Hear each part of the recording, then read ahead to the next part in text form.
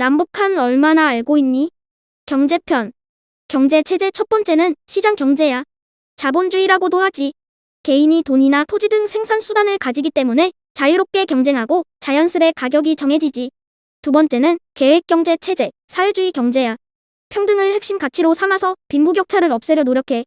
생산 수단은 국가가 가지고 그 자원을 모든 사람들에게 다시 나눠줘서 형평성을 높이는 방식이지. 마지막은 부채제를 섞은 홍합 경제야. 이 세 가지는 어떤 게 좋고 나쁘다고 할 순 없어. 오해하지 마. 그럼 북한은 어디에 해당할까?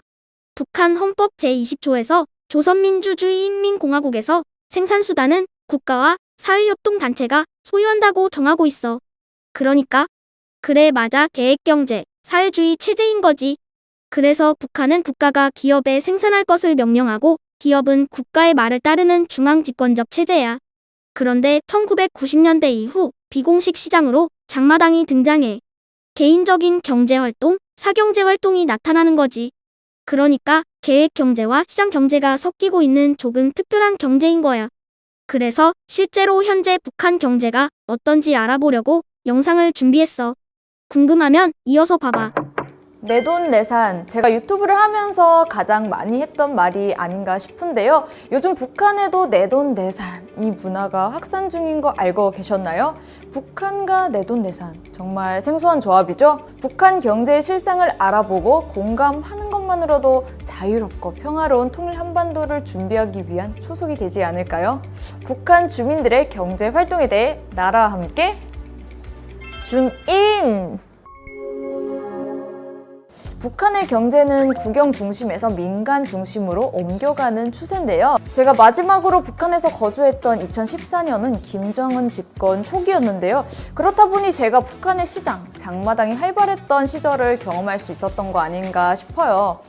사실 저는 북한의 MZ라고 불리는 장마당 세대죠. 그러다 보니 어릴 때부터 배급을 제대로 경험한 적이 없고 장마당에서만 경제활동 전부를 하는 걸 보고 듣고 자란 거죠. 엄마 따라 장마당에 가서 옷도 사 입고 맛있는 간식도 먹고 장마당에서는 정말 좋은 기억밖에 없었던 것 같아요.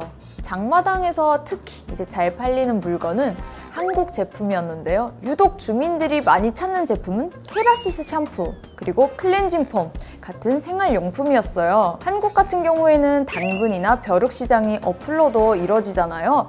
북한에서도 장마당에 물건을 파는 게 가능한데 대신에 단속은 있거든요. 자기 매대가 없는 사람들이 노상에 펼쳐놓고 파는 걸 북한에서는 메뚜기 장사라고 하는데요. 주로 본인들이 농사지은 농산물이나 선물 받은 약간 좀 고가의 제품, 안 쓰는 제품들을 들고 나와서 파는 편이었어요. 사실 북한 당국은 사경제 활동을 법으로 금지하고 있는데요. 2000년대 이후 시장화가 걷잡을 수 없이 급속도로 확산하면서 주민들이 사경제 활동으로 얻는 비공식 소득이 공식 소득을 넘어서다 보니 하나하나 단속하기에 어려운 실정이라고 해요.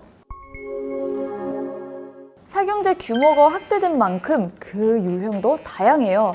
장마당 소매 장사, 음식 장사, 외화벌이 등 북한에서도 개인이 돈을 벌고 더 나아가 외화를 보유하고 통용하고 있어요. 이렇게 개인이 외화를 가지고 있다 보니 당연히 빈부격차가 점점 심해지겠죠. 그러다 보니 간부가 아니어도 사업을 통해 부자가 된 주민이 많아졌다고 생각하는 사람들의 비중이 높아졌습니다.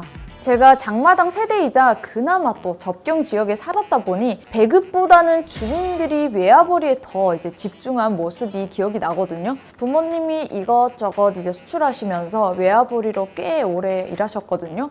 일반 노동자보다는 비교가 안 될 정도로 소득이 높으니까 요즘 북한 젊은이들한테는 차라리 외화벌이를 하는 게 낫다는 이야기도 돈다고 하네요.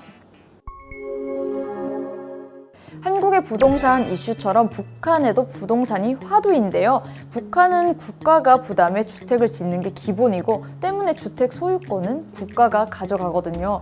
그리고 개인 간 주택 매매도 엄격하게 금지되어 있습니다. 근데 이 부동산 문제가 북한에선 평양으로 갈수록 더 심해진다는데요. 청진에서는 최고로 높은 아파트가 13층짜리였는데 초등학생 때 평양을 놀러 가보니까 25층, 30층 높이 올라가 있더라고요.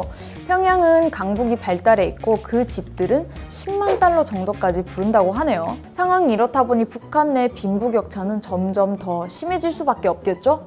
요즘 또 재미있는 게요. 갑자기 부자가 되었거나 이제 본투비 부자인 사람들은 개인 택시를 드는 게 유행이라고 하는데요. 자동차는 갖고 싶은데 개인 소유가 안 되니까 사람을 하나 고용해서 택시 운수 사업소에 취직을 시키고 그래놓고 이제 본인들이 타고 싶을 때 언제든 콜하면 장마당이면 장마당, 가족여행이면 가족여행으로 택시를 이용한다고 합니다. 오늘 제가 들려드린 북한의 경제에서 가장 눈에 띄는 변화는 아무래도 시장화였죠.